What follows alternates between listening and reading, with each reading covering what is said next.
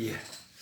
그 큰절에서 이 천도제를 지낼 때는 반드시 그 읽어주는 갱이 반야심경, 그리고 좀 더 성의 있게 천도제를 지내줄 때가 들어가는 법문이 금강경이라고 그러지 않습니까?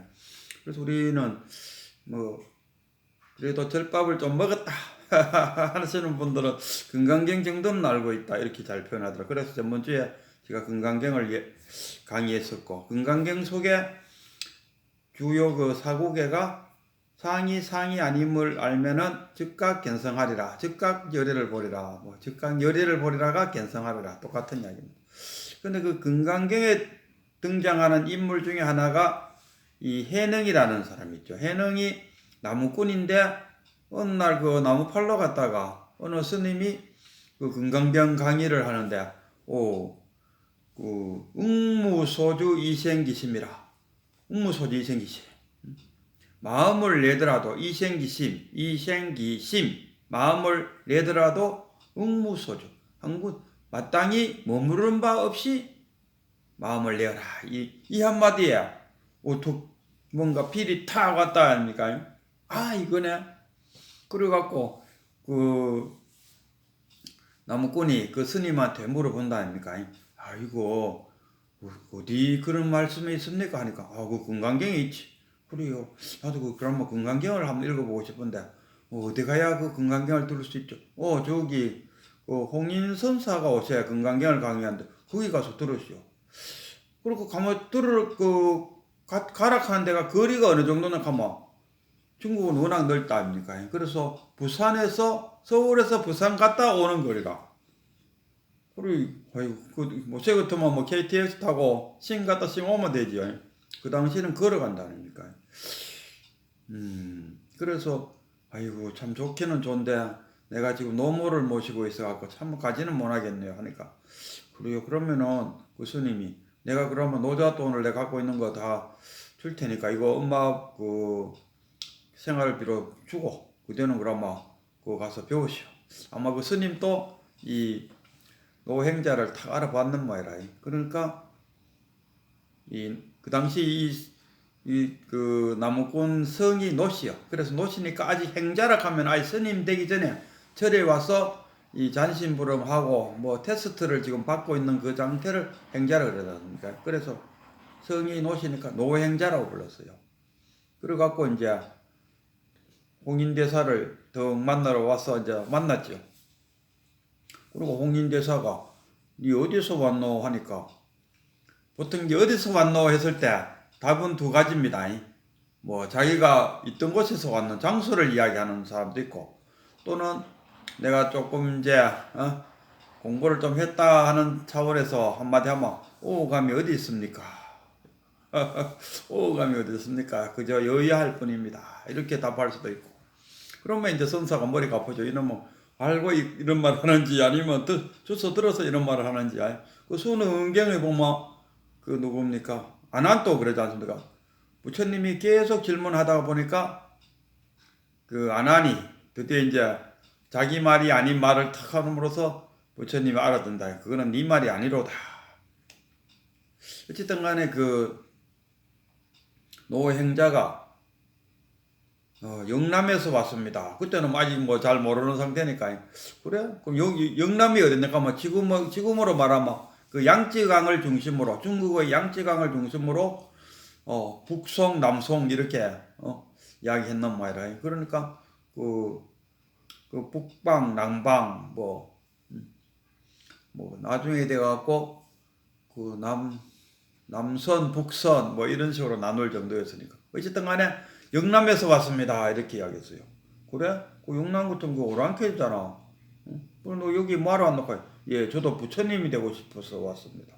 아니 오랑캐가 어떻게 부처가 될 수 있노? 이래댔어. 그러니까 이 노행자가 하는 말이, 아니 사람은 뭐 오랑캐도 있고 그 귀족도 있고 뭐 이슬람가 모르지만 불심에 어찌 오랑캐가 있고 뭐 양관이 있겠습니까? 이렇게 나와. 그러니까 이 홍인대사가 좀 뭐 되는 놈이 왔네 싶은, 한 물건이 왔네 싶은 생각이 들었노 말이죠. 그래서 이렇게 주변을 둘러보니까 조금 더 이야기하다 보면 이 노행자가 주변 사람들로부터 건방스러운 사람으로 인식되어질 수가 있지 않습니까? 자기들은 아직 깨치도 못했는데 뭐 뜨거머리 총각이 하나 하고 아는 척을 또 하니까 잘못하다가 뭐 따돌림을 받는다든가 이런 상황이 벌어질 것 같아. 홍인대사가 쓸데없는 소리 하지 말고 양 아줌마 저기 방앗간에 가서 그러면 네가 그 일 좀 하고 있거라 이랬어요. 그 노행자가 이제 방앗간으로 갔죠. 거기서 한 8개월 정도를 그 방앗 찢는 일에만 전념했다 하더라고. 그래갖고 뭐 시를 하나 내갖고 거기 이제 신수대사, 항상 이 신수대사랑 이분이 이제 나중에 해능이라 해능대사가 남방 북방으로 나눠갖고 남방의 선, 북방선 이렇게 나눠질 정도로 신수대사가 그 절에 그 대권을 물려받을 거라 생각했는데 시를 지난 후 꼬라지를 보니까 신수대사는 갈고 닦아야 된다 이러는데 해능의 시는 갈고 닦을 게 뭐 있노? 이런데 보나 그러니까 그 해능의 시는 무슨 이야기니까 막 태양을 어떻게 갈고 닦나 이거라. 그러니까 이 본 사람과 보지 못한 사람의 차이. 해능은 딱 맞다 아닙니까? 보니까 그는 갈고 닦을 게 뭔데? 응? 한 물건 또 있다 하면은 한 물건이라고 말해도 맞지 않습니다. 이렇게 없다고도 할 수 없고 있다고도 할 수 있고. 이제 불교의 철학이 나옵니다. 있다 없다. 있다고 할 수도 있고 없다고도 할 수 있다. 있다고 할 수도 없고 없다고도 할 수 없다. 이게 사구야. 이 불교를 공부를 하게 되면은 이 사구가 이제 이해가 됩니다. 그러니까 결국 공즉색이잖아요. 공이 색이다. 있다 없다는 하나다. 같은 이야기다. 있다고 해서 있는 것이 아니고 없다고 해서 없는 것이 아니다. 이게 이제 선불교에서 말하는 그건데 이 이치만 다 깨치면 이게 깨친 거라. 뭘 깨치노? 딴 거 깨칠 게 없어요. 있다와 없다는 것을 불이라는 거, 이 불이가 아니고 불이 다르지 않다. 불이하니까 사람들 자꾸 하나 둘을 말하는데 물론 둘이라고 해서 둘이 아니다 해서 뭐 틀린 말은 아닙니다. 그러나 불이했을 때는 다르지 않다. 이 이치만 깨치면 이게 깨치는 거라. 공즉색, 색즉공 이것만 깨치면은 이거 깨친 거라. 깨친 거랑 제가 늘상 하는 말은 견성과는 또 다른 차원이죠. 그래서 홍인대사가 두 사람의 시를 지나다 보이긴 하나는 아직 보지를 못하고 요 노행자 요 해능은 깨치는 거야. 그래서 이제 어느 날 이제 이 홍인대사가 그 방앗간에 갔죠. 방앗간에 가서 그 노행자 보고 방안은 다 찧었느냐? 질문이 방안은 다 찧었느냐? 이렇게 물었어요. 예, 방안은 다 찧었는데 아직 이 채를 가지고 이렇게 까불다 하나? 이렇게 껍데기를 이렇게 훑어내야 되지 않습니까? 채를 친다 하나? 아직 채는 치지 못했습니다. 방안은 다 찢는데 채는 아직 치지 못했습니다. 이렇게 딱. 그래? 홍인대사가 하면서 그 주장자로 탕탕탕 세 방 두드리고 뒷짐을 지고 하고는 갔어요. 이 꺼벅머리는 아직 8개월 되는 동안에 이 홍인대사와 한마디도 해본 적도 없고 그랬는데 느닷없이 와갖고 방안은 다 찧었느냐? 그래? 그러면은 알았다 하고는 텅텅텅 하고는 뒷짐을 지고 자기 방으로 가버린다 아닙니까? 근데 홍인대사는 그때 탁 알아차렸죠. 그 세 방을 탕탕탕 때리고 뒷짐을 지고 간다는 거는 새벽 3시에 뒷문으로 들어오시오 이야기잖아요. 그걸 탁 알아차렸네. 그게 말로 하자면 이심전심 이신전시입니다. 그 부처님이 연꽃을 탁 들었을 때 가섭이가 싹 웃었다요. 이신전심이 통했다요. 홍인대사가 와갖고 탕탕탕 세 방울 두들고 뒷짐을 지고 갔을 때 오늘 새벽 3시에 뒷문으로 들어오시오 이야기 아닙니까? 그래서 뒷문으로 싹 갔어요. 가니까 홍인대사가 이 노행자인 뭡니까 이거 해능, 앞으로 이제 해능이라 하겠습니다. 이제부터 이제 해능이 되니까 해능 대사를 딱 앉혀놓고 금강경을 딱 설파했어요. 쫙 설파하는데 응무소주 이생기심에 딱 도달하니까 이제 쉽게 말하면 해능 대사가 이 까불 채를 못 쳤다 하는데 거기서 바로 채를 채게 돼. 확인해져 버렸죠. 맞아, 내가 본 게 맞아. 확인해져. 두 번 깨친 게 아닙니다. 자기가 깨쳤는데 그 믿음이 좀 내가 깨친 거 맞나 할 약간의 의심이 있었을 뿐이고 그 홍인대사의 금강경을 읽어주는 와중에 응무소주 이생기심이라는 소리를 한 번 더 딱 듣는 그 순간에 맞네 확신을 갖는 거죠. 맞네 이거지. 뭐 한 번 깨치고 두 번 깨치고 세 번 그런 게는 그 돈수로 왔을 때, 이 돈수에 속하는 겁니다. 돈수에 속해요. 나도 이거 법륜스님의 강의를 읽다 보면, 맞네. 그것도 그럼 깨친 거에 들어가나? 깨친 것이 아니고, 돈수가 됐다. 사근기에 있다가 점점 이제 상근기로 올라가고 있다. 계단을 타고, 나도 저울로 점점 올라가고 있다. 법륜스님 말씀 나서니까 내가 오늘 참 좋았던 게 뭐니까 이 법륜스님이 이 육조 단경을 지금 강의하는데 제가 들어봤어요. 거기에 무슨 말을 하니까 어떤 사람이 와서 모래로 밥을 짓는데 몇 시간 걸립니까? 이렇게 질문을 하더래요. 모래로 밥을 짓는데 몇 시간 정도 걸립니까? 그럼 그 답이 뭡니까? 모래로는 밥이 안 된다. 이 말이 답이잖아요. 그러면 질문한 자가 아니 몇 시간 걸리느냐고 물어보는데 왜 밥이 안 된다고 이야기하십니까? 묻는 말에 답 좀 해주세요. 이래 되잖아. 그러니까 법륜스님 하는 말이 이걸 왜 해야 되나? 이거 몽디 갖고 접해야 되나? 그냥 웃고 말아야 되나? 이렇게 표현하더라고. 부처님도 마찬가지잖아요. 10가지의 질문에는 답하지 않았어요. 이 질문 자체가 엉터리다 이거라.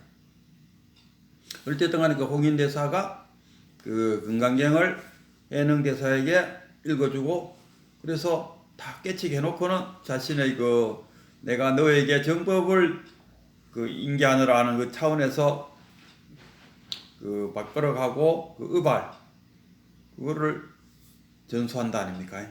그래서 그걸 들고 강을 건너갖고 남쪽으로 도망가는데 거기에 도명 스님이 쫓아와서 그 보따리를 뺏으려 하다가 들어보니까 안 들리니까 아이고 내가 이 보따리에 내가 볼 때는 그런 것 같아요. 그 도명선사도 어떻게 보면은 그 보따리를 가지러 왔다기보다도 이 차놈이 깨쳤다 하니까 자기도 쫓아와서 그 깨친 사람을 붙들고 자기도 깨침을 구하고 싶었지 않았을까?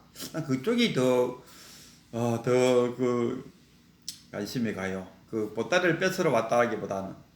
그래서 하니까 저에게도 법을 내려주세요 하니까 해능선사가 그러자 선도 생각하지 말고 악도 생각하지 말고 그때 너의 본래 면목은 무엇일까? 이 말은 우리 쉽게 표현하면 이겁니다. 분별심을 내려놨을 때 그대의 진정한 마음은 무엇일까? 이 말 아닙니까? 분별심이 탁 내려놨을 때 여기 금강경에서 잘하는 아상, 인상, 중생상, 수재상 그 상을 내려놨을 때 그대로 상만 내려놓으면 하늘에 구름만 싹 벗겨내면 어떻게 됩니까? 태양이 그대로 드러나잖아요. 그래서 해능도 악도 생각하지 말고 선도 생각하지 말고 그때 그대의 본래 면목은 어디 있는가? 악도 걷어내고 선도 걷어냈을 때 그냥 태양이 떠오른다. 거기서 탁 깨쳐버린다니까. 이게 해능 대사입니다. 그러니까 육조 해능 선사라고 만든 육조라는 게 뭐냐 가마 달마 그 달마가 누구냐 중국에서 온 스님입니다. 그냥 여사 스님이 아니고 그 부처님 돌아가시고 그 다음 1대가 가섭이고 2대가 안한이고 뭐 3대가 거식이요 4대가 거식이 쭉쭉쭉 가고 27대가 그 반야 달마 그리고 우리가 흔히 말하는 그냥 달마라고 말하는 이분이 보리달마입니다. 보리달마가 인도에서 중국으로 왔다 합니까? 조사설에 이어서 조사설이 달마대사가 서쪽에서 온 이유는 무엇입니까? 조사설이 여기 물었을 때 조주선사는 뭐라고 말합니까? 뜰 앞에 잣나무니라. 뜰 앞에 잣나무. 자신의 본부사를 위해서 왔다 이거라. 그게 이제 달마대사가 1대. 근데 달마대사를 왜 1대라 했냐면 그 당시에만 해도 양무제를 만나갖고 뭐 이런저런 이야기 많았다 아닙니까? 그 당시에도 중국에는 이미 한번 불교가 쫙 퍼졌었어요. 그런데 달마대사가 가지고 온 것은 뭐냐? 선불교. 그것은 대승불교. 대승적인 선불교를 가져왔어요. 그리고 양무제를 딱 만나 보니까 이 양무제가 갖고 있는 불교는 소승불교라. 그 당시에 소승불교가 중국에 쫙 퍼져 있는 그런 상태. 그래서 아이고 양무제하고는 안 되겠다 해서 헤어지고 그 소림사 뒤에 있는 동굴 속으로 가서 9년간을 탁 앉아 때를 기다렸다 아닙니까? 그래갖고 나타난 제자가 해가가 탁 와서 하는 말이 아이고 내가 마음이 안 편합니다. 마음을 좀 편하게 해주세요 하니까 달마가 그래? 그럼 이거 안 편한 마음을 내놔봐라. 내가 곤치줄게. 해가가 쭉 찾아보요. 아이고 마음을 찾을 게 없네요. 내가 이미 다 너를 치료했노라. 그 해가가 1대고 그 다음 2대가 누구냐 가만 성차이는 문둥이병이 걸려갖고 왔어요. 그래갖고 아이고 내가 전생에 제가 얼마나 두터우면은 이 문둥이병가 걸렸습니까? 저희 업장을 좀 녹여주십시오. 그러니까 해가가 똑같이 자기 스승이 말한 거 똑같이 이야기합니다. 그 업장을 내놔봐라. 그 업장을 내놓으면 내가 치료해줄게. 그러니까 성차이가 쑥 살펴보니까 없는데요. 없대야. 내가 다 이미 치료했노라. 너의 업장을 다. 이 문둥병을 치료해준 거는 유물론적인 이야기잖아요. 불교는 항상 유심으로 생각해야 됩니다. 이 몸뚱아리 뭐 물질적인 것을 내가 문둥병이 걸렸으니까 문둥병을 치료해 주세요. 이거 아니잖아. 얼마나 많아 내가 업장을 지었으면 이런 문둥병이 걸렸었겠습니까? 내 이 업장을 녹여 주십시오. 내놔봐라. 없는데요. 내가 이미 다 치료했노라. 그래서 성차이가 이제 2대가 됐다 아닙니까? 그 다음에 이제 도신이가 왔어요. 도신이 이것도 똘똘했어요. 그리고 도신이 와갖고 또 똑같이 물었어요. 스님 저를 해탈시켜 주십시오. 하니까 성차이가 그래? 누가 너를 묶었는데? 아무도 저를 묶은 사람은 없어요. 근데 어떻게 해탈하노? 이 말에 또 도신이가 탁 깨쳤어. 그 다음에 도신이가 4대잖아요. 그 다음에 5대가 아까 말했는 그 홍인대사입니다. 홍인대사는 또 왜 도신이한테 어떤 나이 지긋한 사람이 도사가 와갖고 그 도신이한테 와서 제자가 되려고 한다. 아이고 내보다 나이 많은 사람을 나의 제자로 삼아야 되겠나? 그 몸을 바꿔오시오. 그러니까 이 나이 든 분이 가서 우물가에 있는 어떤 처녀한테 내가 그대의 배를 좀 빌려도 되겠어? 무슨 그 처녀는 뭔 말인지도 모르고 그러속했는데 거기에 쑥 들어가 버렸어요. 그래갖고 나은 게 이 홍인대사라고 그러더라고. 맞는지 모르지요. 그리고 이 홍인대사가 5대잖아요. 그럼 홍인대사의 밑에 이제 해능이 아까 노행자 그 해능이 6대. 그러니까 6조라고 하네요. 그러니까 달마대사를 1조로 해갖고 주로 2조, 3조, 4조, 5조, 6조로 가서 6조가 그 해능. 그러니까 6조 당경. 당경이란 말은 그 당경. 경은 부처님의 말씀이잖아요. 경이라는 게.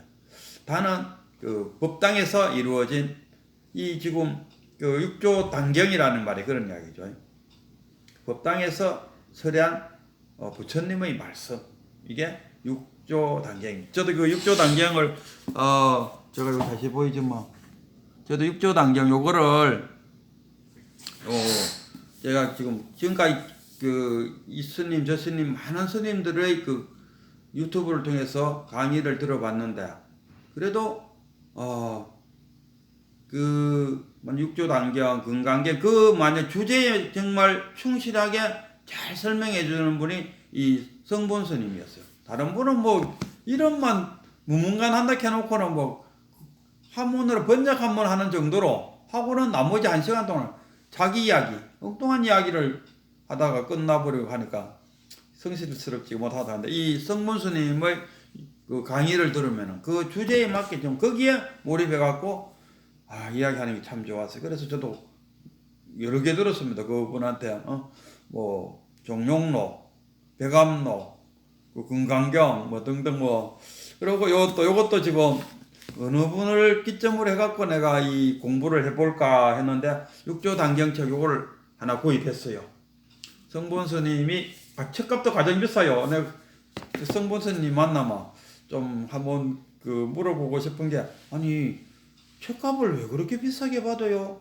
아니 비싸다는 말은 뭐냐? 우리 수준에 맞게 아니 선 공부하는 사람이 부자가 공부하는 사람 없다 아닙니까? 다 가난한 사람의 기준으로 볼 때 책값이 비싸다 이런 이야기입니다. 책은 정말로 책에 무슨 돈이 금액이 있겠습니까? 100만 원을 받는다 해서 그 책이 100만 원밖에 안 되겠습니까? 1000만 원 받는다 해서 그 책의 가치가 1000만 원밖에 안 되겠습니까? 이거는 차원에서 비싸다는 게 아니고 없는 살림살이에서 바라볼 때 비싸다 이 이야기. 그러면은 어차피 이런 책 만들어 갖고 많은 그 불제자들한테 보급시키려면 책값은 그럼 어떻게 받아야 되나? 그 세상에서 가장 귀한 것이 무엇입니까? 하고 어느 스님이 물으니까 큰 스님이 답이 이번에 가만 죽은 고양이 새끼다. 죽은 고양이 새끼다 이렇게 표현했어요. 왜? 죽은 고양이 새끼는 값을 매길 수가 없다. 이 책도 마찬가지로 값을 매길 수 없다. 그럼 값을 매길 수 없는데 책은 내야 된다. 그렇다고 자기 책을 만들어 공짜로 줄 수는 없다 이가. 그렇다면은 그 자기가 책을 내는 책 비용이 있을 거 아닙니까? 그 책 비용만 받으면 되지. 나머지는 그 보시잖아요. 보시라는 게 뭐 따로 있나? 그러니까 자기가 또 다른 책을 내기 위해서는 또 돈이 필요하다 아닙니까? 그 돈만 있으면 되지. 굳이 뭐 이 성본 스님이 그 책을 하나 냈는데 보니까 전집을 냈는데 보니까 뭐 50만인가 60만인가 막 이래요. 이거 사고 싶었는데 못 샀어요. 그래서 비싸다는 이야기는 책값을 좀 낮춰갖고 나머지를 보시면 하여튼간 요거를 샀어요. 요거를 이 육조 단경이란 게 그겁니다. 그 해능 달마대사 1대, 해가 2대, 성찬 3대, 도신 4대, 홍인 5대, 그 다음 6대가 해능입니다. 이 해능의 이 설법을 그 해능의 밑에 그 제자들이 이 적었고 육조 단경이 책을 만들었는데 이 책이 도낭이라는 그 동굴 속에서 재발견됐어요. 그냥 계속 번역해갖고 쭉 내려왔는 책에 그 덕지 그 육조 단경이라는 게 있어갖고 그것이 지금까지 쭉 내려왔어요. 그러다가 1906년도에 그 도낭이라는 굴 속에서 원본이 발견됐어요. 그래갖고 원본과 지금까지 번역되어 온 그 책과 이렇게 비교해 보니까 그 양이 배로 늘었어요.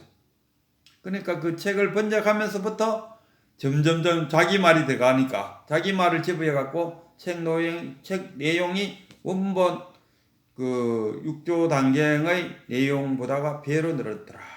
그래서 요거는 도낭본의 육조 단경을 중심으로 그 성본 스님이 강의를 했어요. 그러니까 그 지금 제가 그 법륜 스님의 육조 단경도 지금 그 시청하는데 그 10일간을 거쳐서 1시간 반짜리로 강의를 하셨더라고요. 근데 거기는 덕지본을 그 안에 이제 중요한 내용만 추려갖고 논했고 이 성본 스님은 1906년도에 발굴된 도낭의 동굴에서 발견했대서 도낭 그 육조 단경 육조 단경을 갖고 설명을 하시더라고요. 그래서 이거 괜찮겠다 싶어서 저도 요 책을 한 권 구입했고, 앞으로 저도 요 책과 성문 스님의 강의와 또 그 법륜 스님 말고도 또 이 지금 그 유튜브에 들어가 보면은 육조 단경에 대해서 많은 강의들이 이루어지고 있더라고요.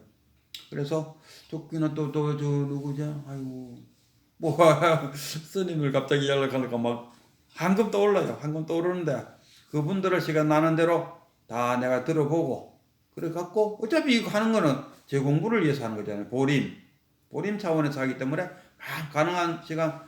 또 더욱 좋은 건 지금 옷에 장사가 안 돼 갖고 제가 익하고 있을 시간이 참 많아요.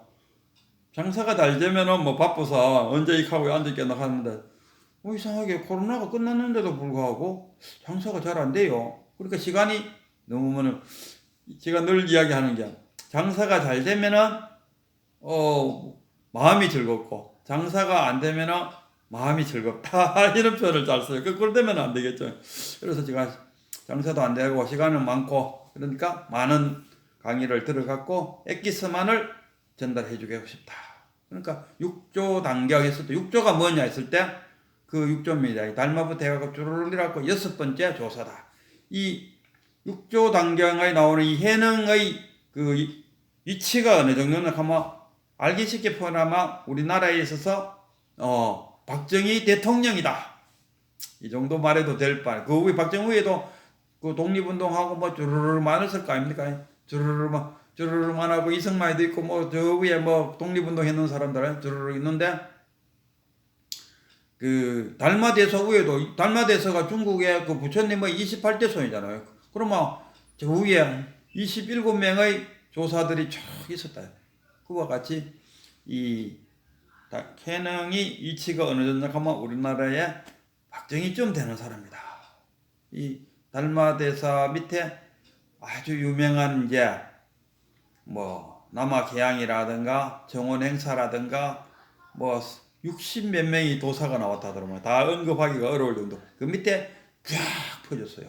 그야말로 대한민국의 민주주의가 쫙 꽃이 피었듯이 그 이 육조 해능대사 밑으로 이제 완전 대한민국의 민주주의가 꽃을 피우듯이 이 선불교가 쫙 꽃을 피웠다 이런 이야기입니다. 흥미진진합니다. 여기는 어떠한 그 선사들의 선호록보다도 더 깊이 있는 이야기들이 많아요. 그리고 오늘은 시간이 너무 많이 지나가서 요쯤 하고 또 다음 회기 때 또 이야기하겠습니다.